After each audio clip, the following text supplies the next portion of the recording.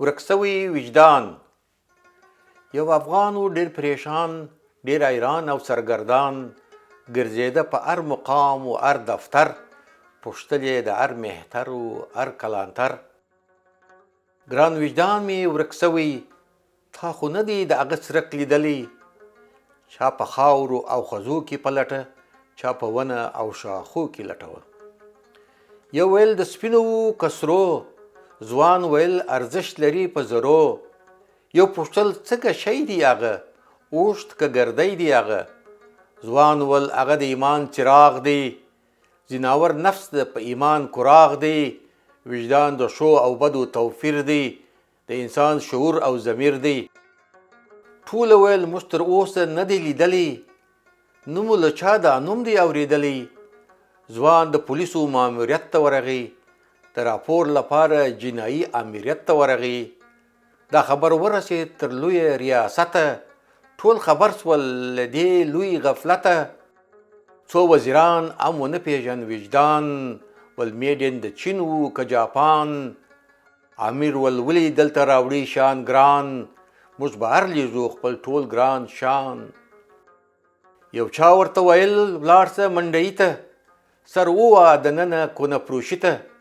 پوښتنه وکړه د انساني کباړ، هغه پلوري د موډ لوېدلي ویجاړ. ځوان کباړ ته ویل ورک مې دی وجدان، تا به نه وي رانیولي تر دې آن.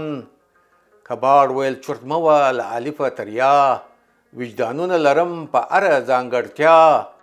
غواړې خیرن خوسا که میکروبي، ناولې بدل کړغېړن که بلغمي. ځوان ویل زه غواړم خپل وجدان، پاک بې درغله سوچه د افغان. ول دلته پردیان کوي د اول لاس کار، موږ نه لرو د هغه وس کوو دوهم لاس کار. په ټول ښار کې ځوان وګرځېده، ډېرو ان تر اوسه وجدان نه پېژانده. له ځانه سره ویل هغه ځوان، عجبه څوک دلته نه پېژني وجدان. ځوان بیرته غمجن بهر ته ستون سو، ځکه دلته دانشګاه نوم د پوهنتون سو. ځوان په هنداره کې خپل ځان ولیده، نیغ یې پر وژه خپل ګران وجدان ولیده. اریان یې وپوښتله له وجدانه، یاره زه دې ډېر کړمه پریشانه. ته چیرې ورک سوې له ما یاره، ولې دې ورکه کړه له ما لاره.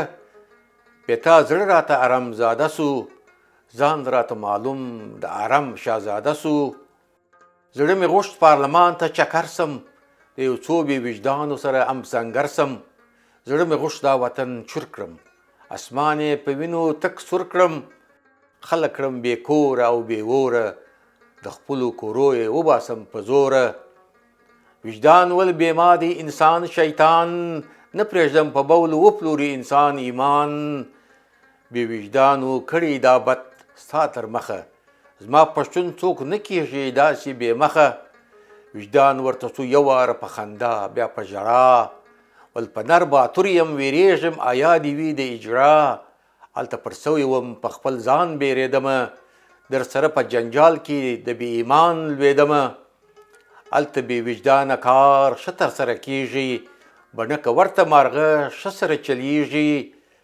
هلته ډېر بې وجدانه دي پیلغر کلانتران، نو د باوجدانو ګران دی سره د پیلغر ګزران. که راووت د ولس یو وار د عقل غاښ، پر خره به چپه سپور کړي هر بې پرتوګاش.